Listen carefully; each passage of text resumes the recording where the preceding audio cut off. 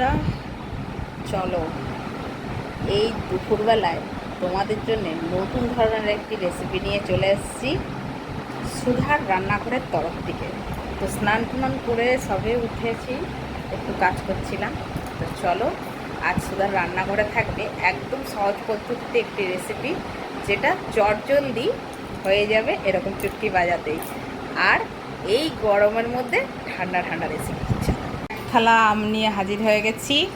আজকে দেশি আমের ম্যাঙ্গো জুস বানাবো একবারে দেশি পদ্ধতিতে। তো দেখতে থাকুন বন্ধুরা। এই যে আমাদের এখানে গাছের আম একদম, তো গ্রামে থাকি বলে বন্ধুরা এটা সম্ভব। একদম শহর অঞ্চলে কিন্তু এই টাটকা গাছের আম পাওয়া যাবে না। একদম আমগুলো দেখুন কতটা সুন্দর।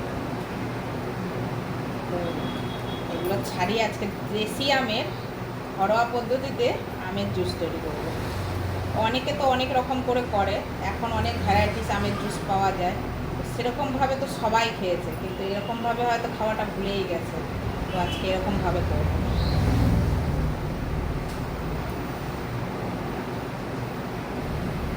এই যে বোল নিয়ে নিয়েছি, বোলের মধ্যে একবারে কেটে কেটে এরকম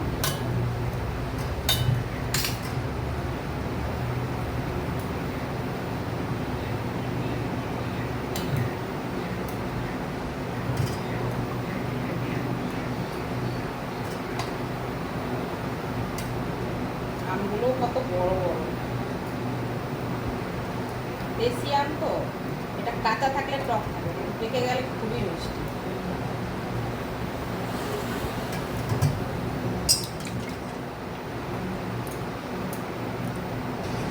তো দেখো বন্ধুরা, আঠিটা এরকম করে একবারে করে নিয়েছি, আমের পালটা একবারে এরকমভাবে বের করে নিয়েছি। কতটা আমের পালটা হয়েছে দেখুন বন্ধুরা। এর মধ্যে আমি দিয়ে দেবো কিছুটা পুদিনা পাতা। এই যে পরিষ্কার করে ধুয়ে নিয়েছি, একটু পুদিনা পাতা এর মধ্যে অ্যাড করে দেবো। এর মধ্যে দিয়ে দেবো কিছুটা চিনি। আমের মিষ্টি অনুযায়ী চিনি দেবেন। এবার এর মধ্যে দিয়ে দেবো টক দই।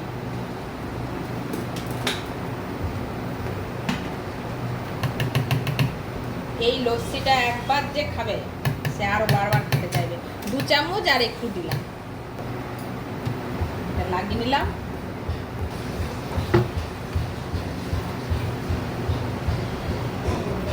দেখো বন্ধুরা কতটা স্মুথ হয়েছে। এটার মধ্যে তোমরা জল মিশালে আরো মিশাতে পারবে, কিন্তু এটায় জল মেশানোর দরকার নেই। এটা একটা পারফেক্ট শরবত।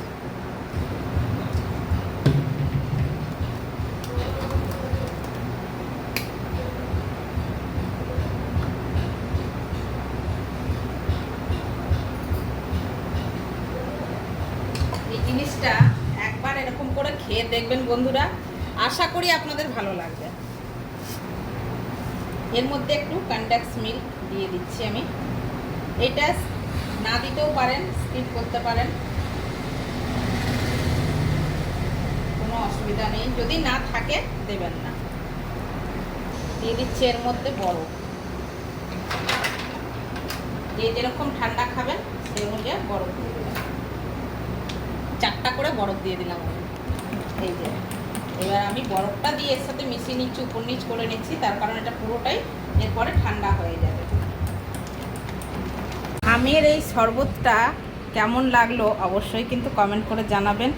একদম নতুনত্বভাবে একটু শরবতটা তৈরি করেছি পুদিনা পাতা দিয়ে। আর ডেকোরেশনটা কেমন হয়েছে সেটাও কিন্তু কমেন্ট করে জানাবেন। তো আজকের মতন বিদায় নিয়ে নিচ্ছি বন্ধুরা। ভালো থাকবেন, সুস্থ থাকবেন। দেখা হচ্ছে আবারও পরের ভিডিওতে। Bye bye.